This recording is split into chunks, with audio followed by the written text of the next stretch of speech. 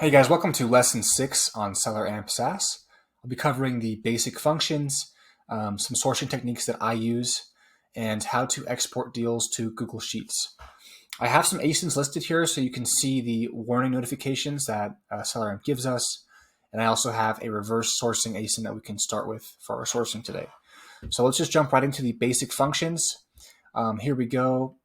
We can toggle Seller Amp by clicking this Chrome extension button. And we can change the viewing settings here by clicking on this down low.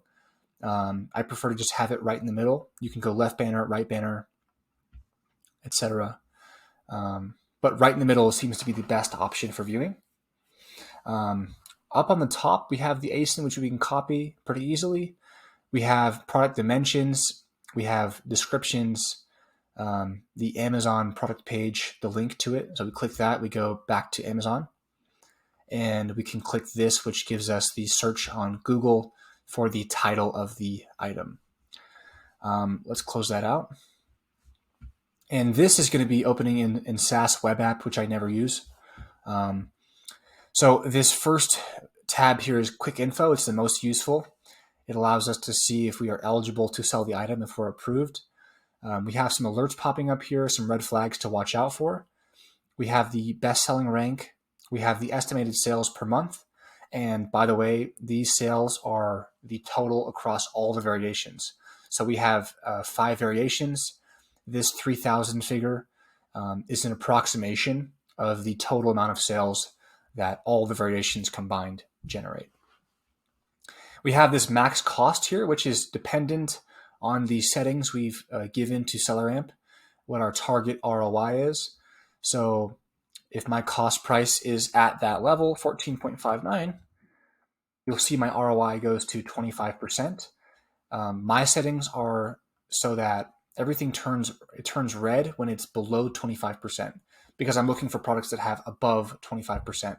So it gives us this max cost, which is very useful for sourcing items. We can also change the sale price here depending on if we think the buy box or the price is going to go up or down. And we have profit per item right there as well. So the next tab is the ranks and prices. I don't really use this that much because we have Keepa charts. Alerts tab is going to give us an easy button to click here to see if we are eligible to sell this. It's going to bring us to the Amazon Seller Central portal, and we can try to ungate the item there with either invoices or automatically. We have hazmat alerts, dangerous goods alerts, whether or not Amazon shares the buy box, which is a pretty useful tool. Private label, IP analysis, size, meltable, and variations. So just some red flags basically in this section. Then we have a chart here, which we can use Keepa instead. Profit calculator. I'll show you more on this later. Google Sheets integration, I'll show you more on that later as well. We can tag certain things with this deal if we want to. Apply discounts. We can see the offers here with Prime only or all offers. And we can see recent offers as well as just the offers that exist right now. We can add our website for our source if we found this item somewhere and want to keep track of where we got it from. Nothing much useful there. Nothing much there. This is like an ROI table, not useful. Keepa and variations is showing us the variations that are available, which is also right there. So that is the basic functions of how to use all these tabs, basically. And then we'll get into using this while you're sourcing. So we can hop right into the sourcing technique. This is the ASIN I have listed here if you want to follow along. So we see that we are eligible to sell this item. We have yes. There's no real alerts here. As you can see, it's saying hazmat, no, dangerous goods, no, etc. So if there's anything that's a yes, like if it is meltable or if there are IP issues, it'll pop up right here under alerts. We can see the estimated sales per month. This is not always accurate. Usually you want to do more due diligence to figure out what the actual sales are per month using the Keepa charts. And we have our max cost, our cost price, and sale price here. So the way I would reverse source this item is, first of all, I'd be going into this offers tab, okay? So I'm going to view all the offers, and I'm going to open these up in a new tab, each of these. I usually want to open up as many as my computer can handle. So I've got these 5. What I usually will do here is I'll just hold down Shift, click onto the farthest row, which actually is going to be from here to here, and I'll just pull it away and open up in a new tab or new window. Okay, so we're in this guy's seller profile. We see all the brands he's selling, the top brands rather, and the top categories. This top brands, don't be confused. This does not show all of the brands that they sell. This only shows the ones that they have the most products from. But this should show us all the products that they sell if we click through all these categories. So what I would start off by doing is clicking this top brand and seeing what he has. So it looks like Sotheby's. I can open this up in a Google tab here and see if it goes to our max cost of $588. If I don't see anything on this first bar here, maybe I'll even do a image search right there. Looks like nothing much is coming up for $588. So I'll go down to the next item down here. Try this one.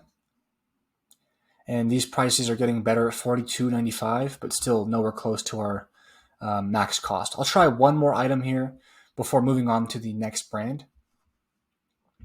So this is $120 here, and it's $120 on Amazon. So this is telling me maybe he's a wholesaler or something. Maybe he's not an online arbitrage seller, especially if they have this many products from just one brand, like 54 items, and then 42 in the next one, and then 39 in the next one.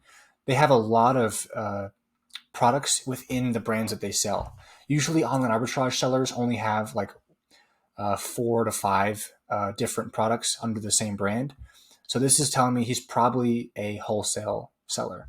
So I'll probably just close this one out and go to the next one. So let's go to this one here.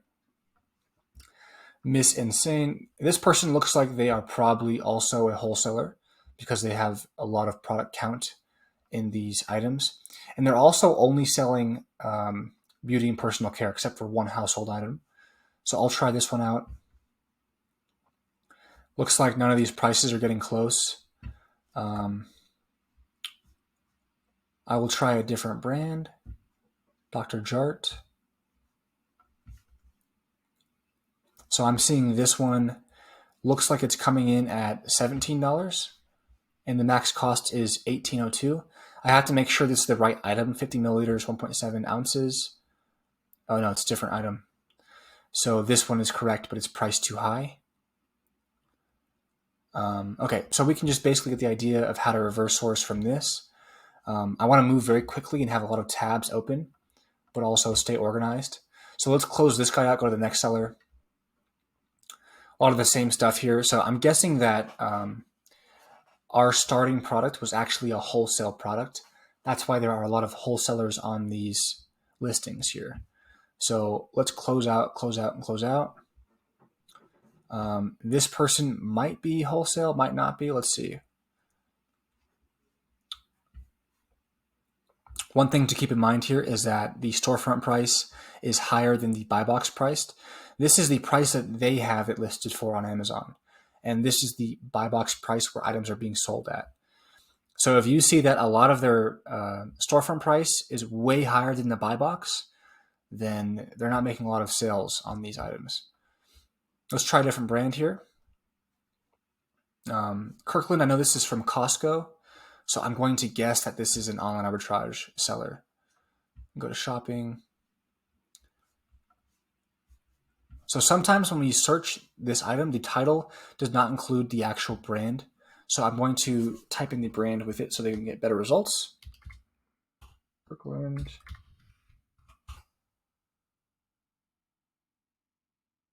So we see it popping up $35 and our max cost is $12. So this is how we reverse source. It might take some time to find products that are definitely online arbitrage products. In this case, we probably found we probably started off here with the wrong product because this is probably wholesale. There's also only 5 offers, which is a better indicator that this is also only a wholesale item. So that kind of covers the sourcing technique for reverse sourcing. Now I'll cover how to do it for manual. So this tool makes manual sourcing much easier. We can just hover over any text, right-click it, and go to SAS search. This is basically just searching whatever we've selected on Amazon. So we get the item popping up right here. This is a very, very useful tool for manual sourcing fast. I can search through all of these items quickly.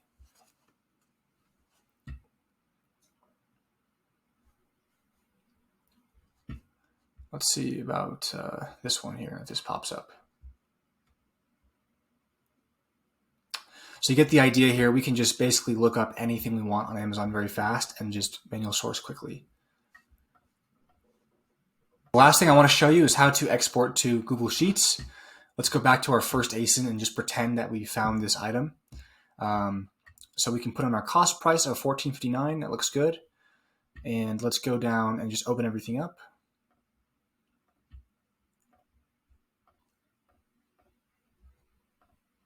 Okay, so we have our cost price put in. We have our sale price put in. Let's pretend that we're ungated, even though we're not going to be. The next thing I can do is go to this profit calculator, make sure that the same numbers are put in.